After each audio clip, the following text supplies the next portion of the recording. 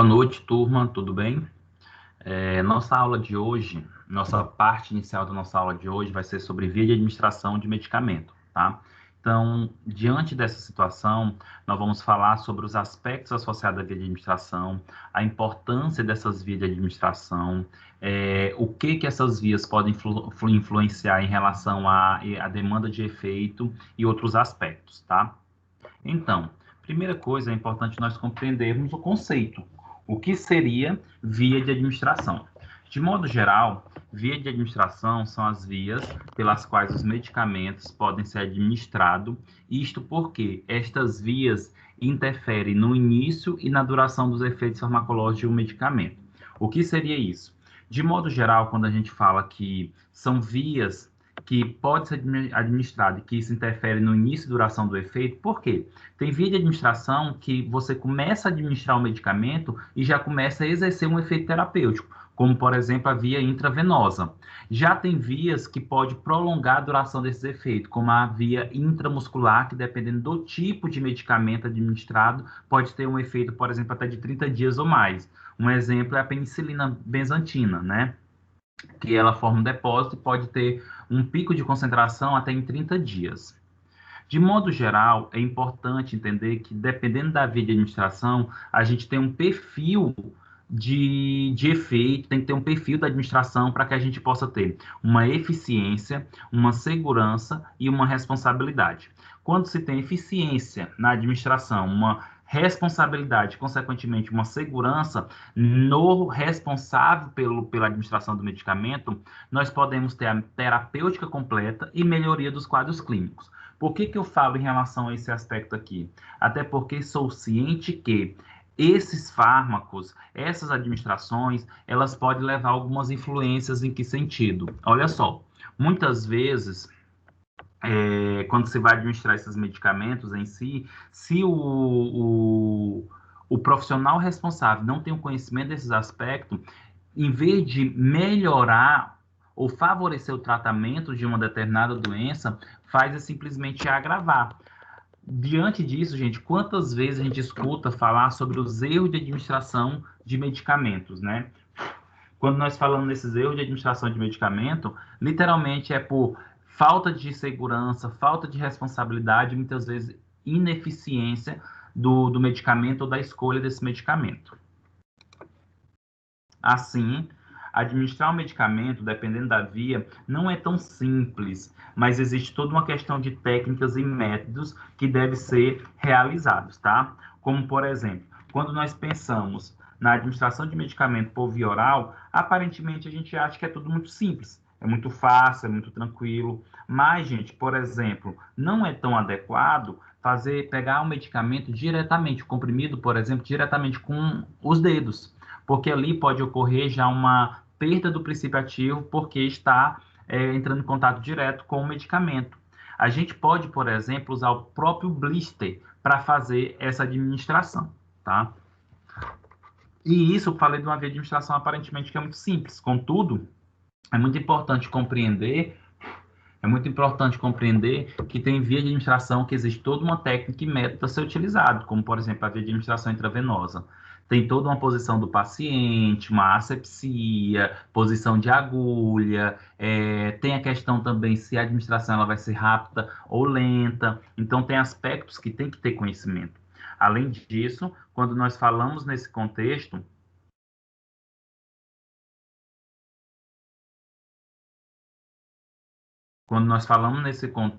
é importante também ter o conhecimento, gente, de algumas informações farmacológicas do medicamento, como assim, a farmacocinética desse medicamento, a farmacodinâmica, a dose máxima e efeito e intervalo entre doses. Além disso, é importante compreender os métodos, as vias e as técnicas de administração.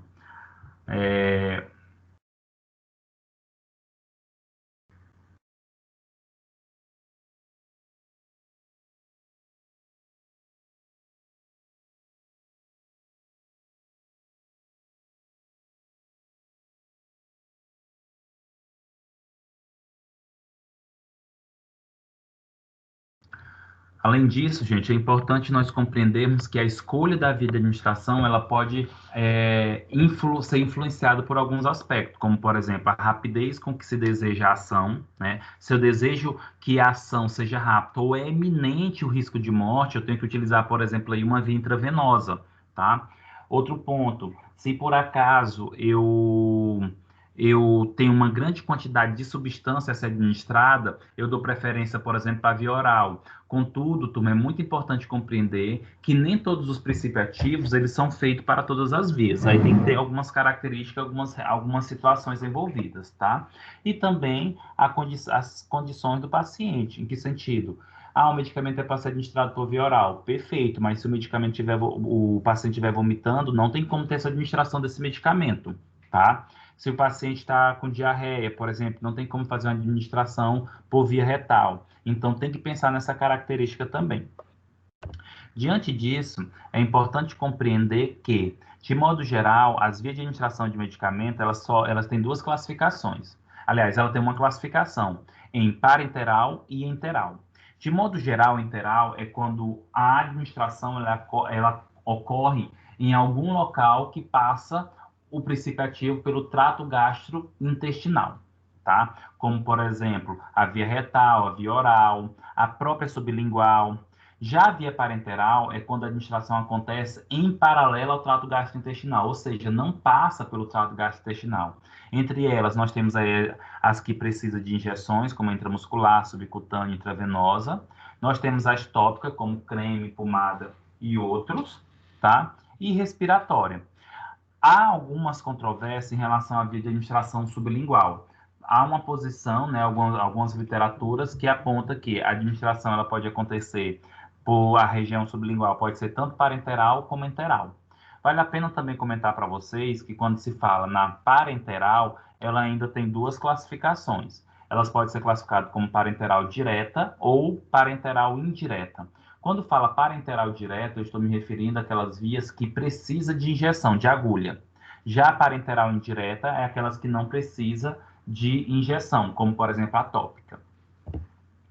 E vamos falar das vias de administração enteral.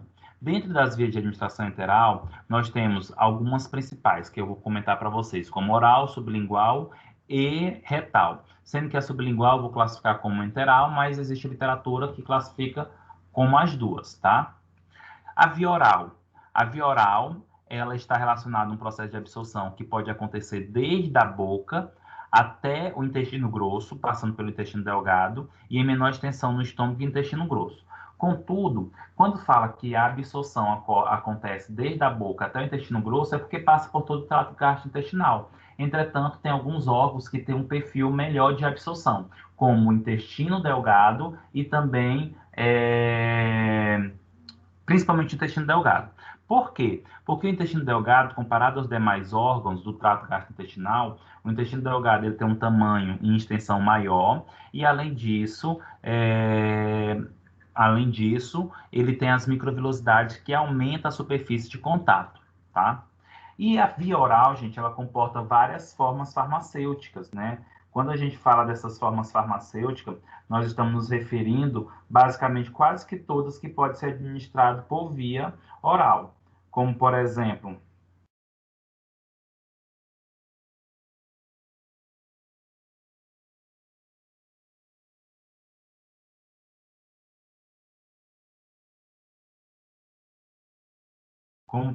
comprimido, cápsula, dragas, suspensões, emulsões, elixires, xaropes e soluções.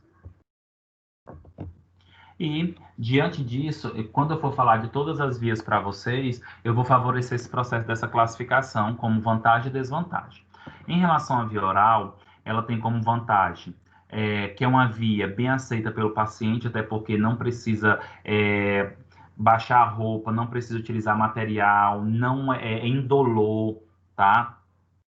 Então, além disso, é mais seguro, porque caso você tenha uma administração errada de uma grande quantidade de substância ou de alguma substância por via oral, dependendo do tempo, pode se dar, por exemplo, carvão ativado, pode se dar, por exemplo, induzir o vômito, pode, por exemplo,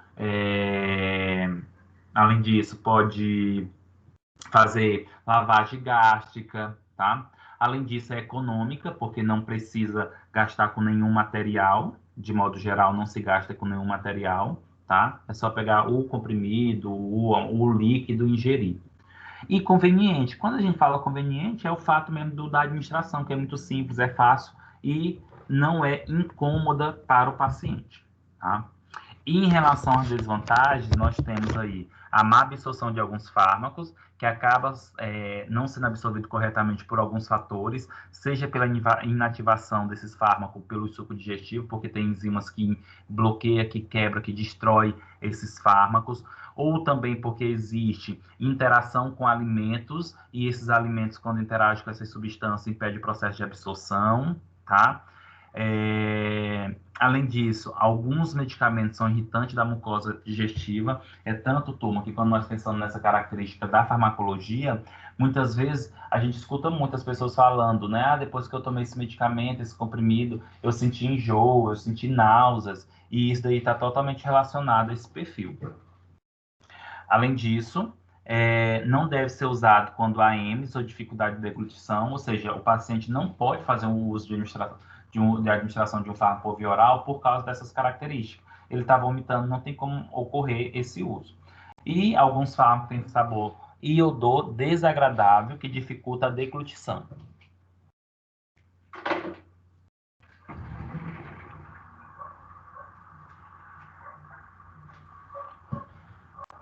E aí, quando eu falo desse sabor e odor desagradável, nós temos aí, por exemplo, o secnidazol, que o secnidazol é um fármaco que deixa um gosto metálico.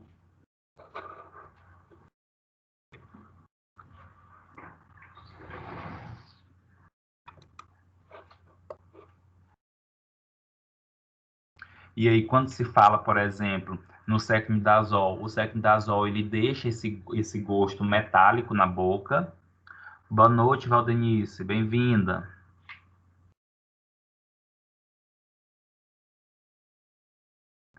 Além disso, também deixa, e alguns fármacos têm como desvantagem a via oral, porque alguns têm um odor desagradável. Um exemplo de fármaco que tem um odor desagradável é o fluimicil, que é a acetilcisteína, tá? Conhecido aí como fluimicil.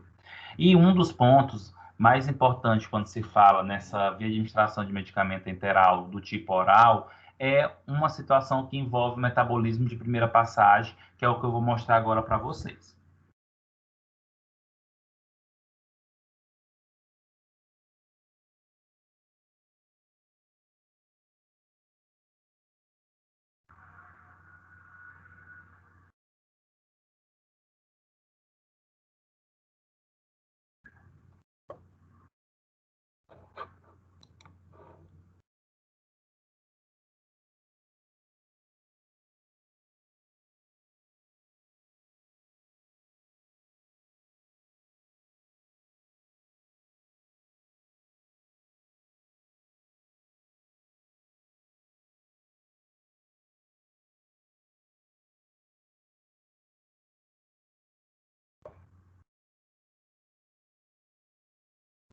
E aí, em relação à via oral, uma das desvantagens, turma, que nós temos é o efeito de primeira passagem.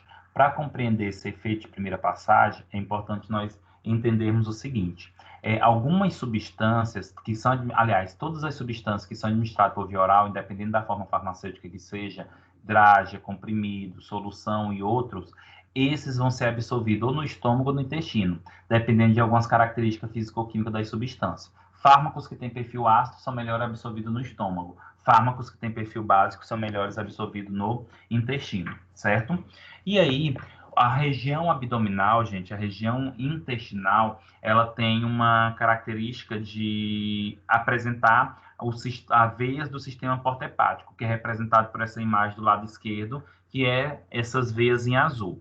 O que acontece? Todas as substâncias que são absorvidas pelo sistema porta-hepático, por essas veias oriundas, vindas do estômago ou do intestino, elas acabam migrando para o fígado.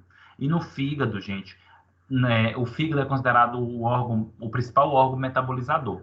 Nesse contexto, o que acontece?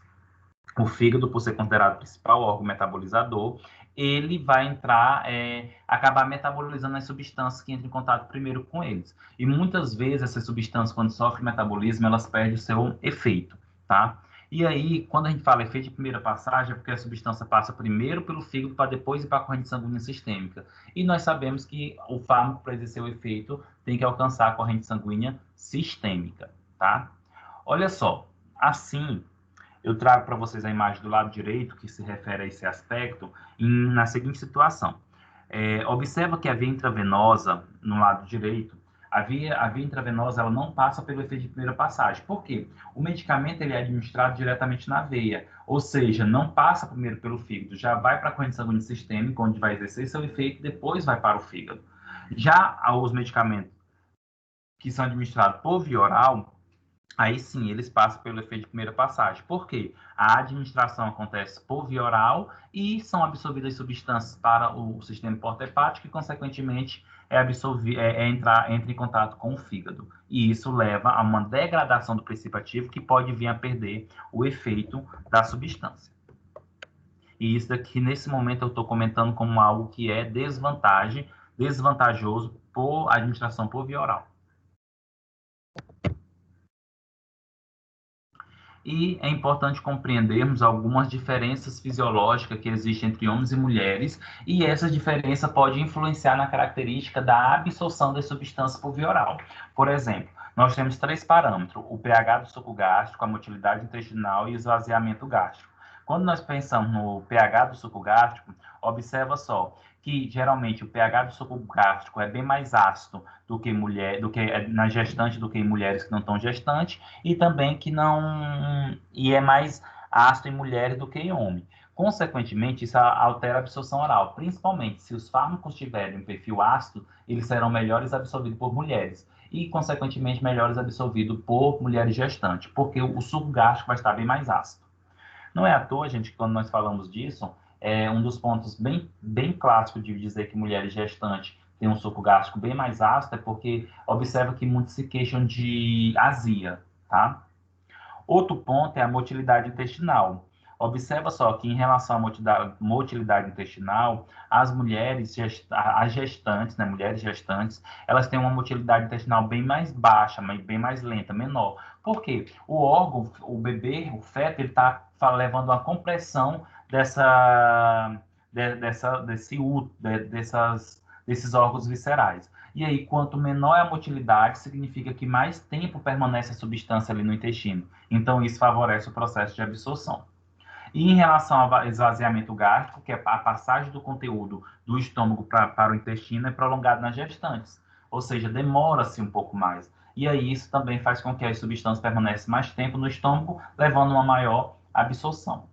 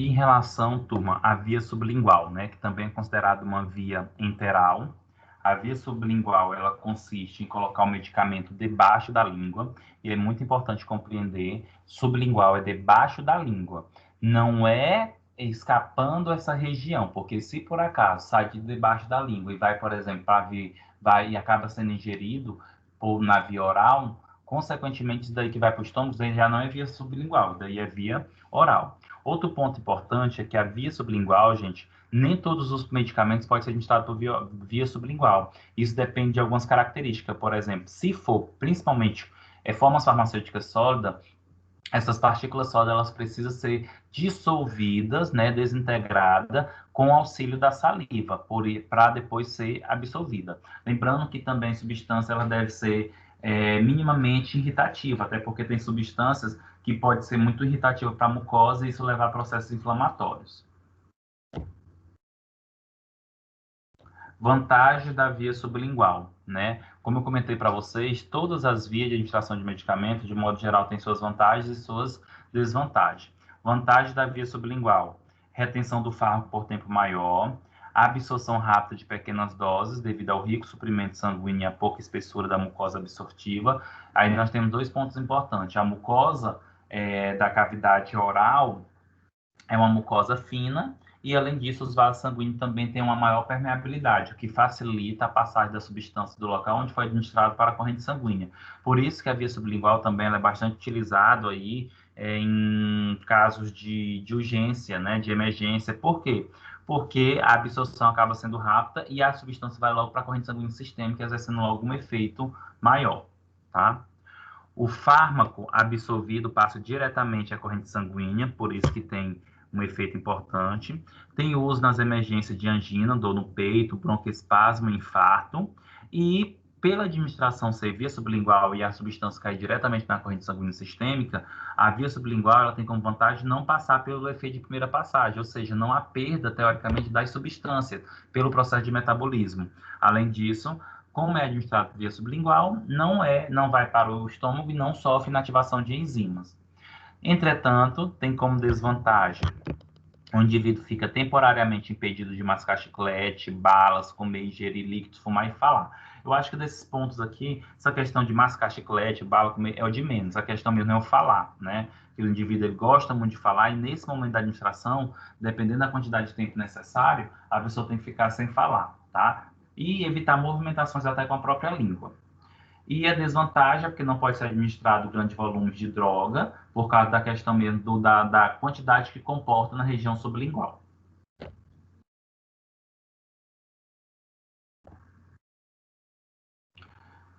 A outra via que é considerada, de modo geral, enteral, é a via retal, tá? A via retal, a introdução do medicamento no reto, em forma de supositório ou clíster medicamentoso. É importante compreender que supositório, de modo geral, é uma forma farmacêutica sólida, que quando entra em contato com o corpo, temperatura corporal fica líquido. E clíster, assim como enema, são formas farmacêuticas líquidas. Quais são as formas farmacêuticas que é permitida a administração por via retal? Soluções, suspensões e supositório. Observa, turma, de modo geral, nessa imagem, que as substâncias, aliás, que o mecanismo de administração dessas substâncias por via retal tem todo um protocolo, né? Lembrando que essa administração ela é muito incômoda, constrangedora, então, de modo geral, o paciente tem que estar deitado em decúbito lateral, com umas partes, com uma roupa baixada até o joelho, as partes íntimas cobertas com lençol, apenas a região onde vai ser administrado visível para ocorrer esse processo, tá? E aí, a pessoa que vai administrar tem que estar utilizando luva, até porque a gente está falando de uma região que é contaminada, e tentar, o mínimo possível, não constranger o paciente. E as vantagens e desvantagens da via retal. Nós temos aí como vantagem, utilizada em pacientes com vômito, inconsciente ou que não sabe deglutir. Tá? Isso é a vantagem porque os pacientes, quando estão com algum problema associado à ingestão, não tem como fazer uso da medicação, porque pode vomitar, por exemplo, né? Além disso, a vantagem da via retal é que acaba não passando pelo efeito de primeira passagem e também acaba não sendo degradada as substâncias pelas enzimas gástricas. E porque as substâncias elas são absorvidas pela veia cava inferior, tá? E é uma via usada tanto em pediatria, geriatria e psiquiatria. Lembrando que, de modo geral, para o adulto é muito incômodo a administração dessa substância.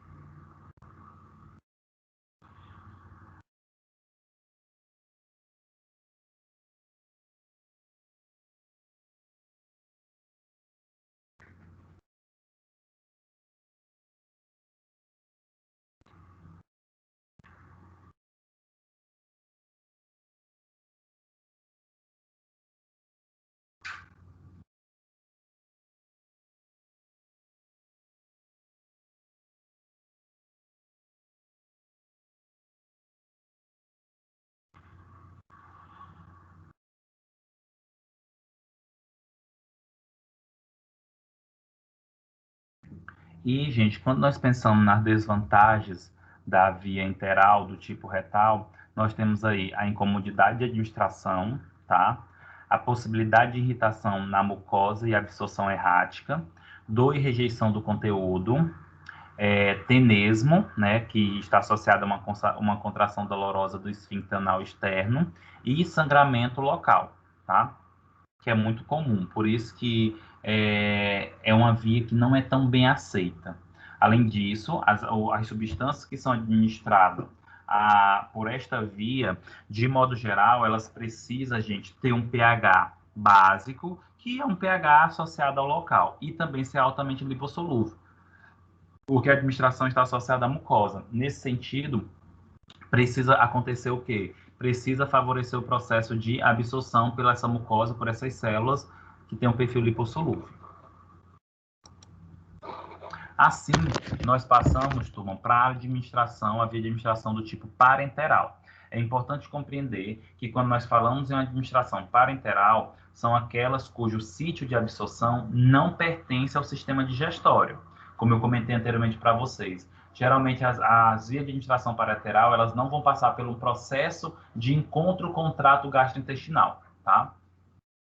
E aí, dentro da via de administração parenteral, nós temos as vias diretas e indiretas, tá? As vias diretas são aquelas que, de modo geral, necessita ou acaba usando uma injeção, enquanto as vias parenterais indiretas são aquelas que precisam de injeção, ou seja, não precisa.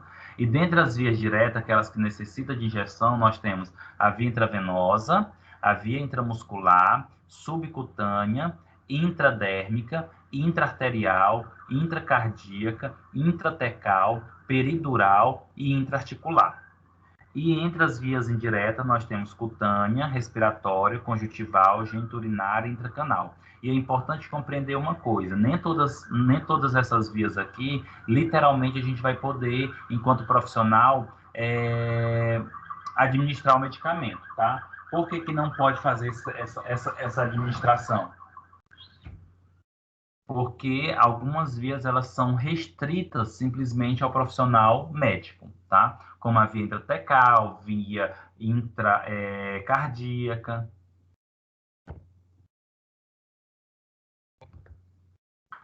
E dentre as vias de administração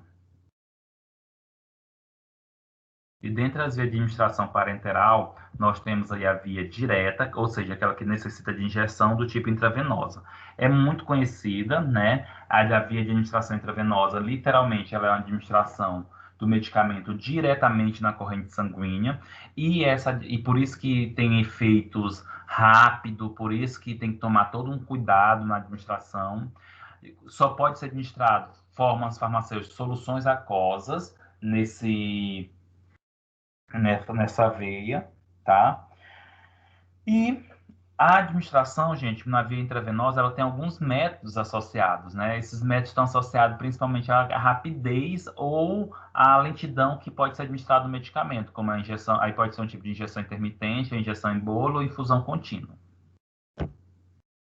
Como vantagem da via intravenosa, efeitos imediatos em níveis plasmáticos previsíveis, ou o que seria isso? Eu sei a quantidade de substâncias que vai ser administrada na corrente sanguínea, consequentemente eu sei quanto que vai estar na corrente sanguínea, por isso que a gente fala aí também do 100% de biodisponibilidade, porque eu sei a quantidade de substâncias que alcança a corrente sanguínea, tá? A via intravenosa, ela tem indicação em emergências médicas e em presença de baixo fluxo sanguíneo periférico, tá? Então, por exemplo, vamos imaginar que o paciente está tendo uma pouca circulação sanguínea em órgãos periféricos, como, por exemplo, o estômago, o intestino. Então, quando é administrado o medicamento por via intravenosa, a substância, por chegar mais rápido na corrente sanguínea, por estar mais rápido na corrente sanguínea, ela tem um efeito mais rápido do que administrar o medicamento por via oral, que vai demorar mais tempo para chegar na corrente sanguínea. Tem que tomar cuidado, né, assim, no sentido da administração, de modo geral, mas existem várias vantagens importantes, como, por exemplo, a infusão de substâncias irritantes por outras vias de grandes volumes. O que seria isso? Várias substâncias, elas podem ser administradas em grande volume pela via intravenosa, não de uma vez, mas como por uma infusão, por exemplo, em bolos ou intermitente. Um exemplo, turma, é o próprio soro fisiológico, o Ring 3, que ali tem 400, 500 ml, e é administrado, né, esse soro, por exemplo, todo na veia, mas gradativamente, não é tudo de uma vez, tá? E como desvantagem, nós temos a necessidade de asepsia e pessoa treinada, incomodidade para o paciente, menor segurança e efeitos agudos pode tornar intenso. É importante quando eu falo aqui necessidade de asepsia e pessoa treinada, gente, isso é muito importante. Não é só simplesmente chegar e administrar. Tem que fazer uma asepsia, tem a técnica da asepsia, por exemplo, pegar um álcool 70%, um algodão embebido em álcool 70%, não é encharcado, tá? Geralmente a limpeza tem que ser de baixo para cima, não pode se dar tapa para encontrar a veia, então tem vários aspectos associados. É incômodo para o paciente porque nós estamos falando de agulha, independente ou não, sempre vai sentir uma dorzinha, uma irritação. Menor segurança e efeitos agudos pode tornar intenso. Por quê? Muitas vezes o uso das substâncias, elas pode errar, por exemplo, qual substância é administrada na veia e acabar administrando uma substância irritante, uma substância tóxica, inadequada, e não tem o que ser feito, não tem como você retirar a substância, errou e tirar. O paciente ele vai sofrer as consequências, talvez mínimas, quando é administrado algum antídoto ou substância que minimiza esses efeitos adversos, tá? Consequentemente, tem como desvantagem maior custo de preparação, e isso está associado porque necessita de agulha, de álcool, de seringa, de pessoa treinada, e pode levar a efeitos locais indesejáveis, como flebite, que seria inflamação basicamente dos vasos, tá? Pode ter infecção e trombose. E é muito comum, principalmente a trombose, né? Além dos hematomas, tá? Além dos hematomas.